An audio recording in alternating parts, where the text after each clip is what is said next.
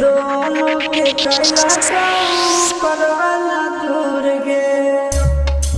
वह गीत बजौना गीत के आप लोग सुनने कैसे बा बहादुर दुनिया जहान से सोना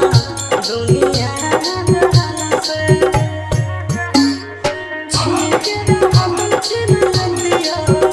दुनिया जहान से सोना दुनिया जहान से जोड़ी है बनावल भगवान के सोना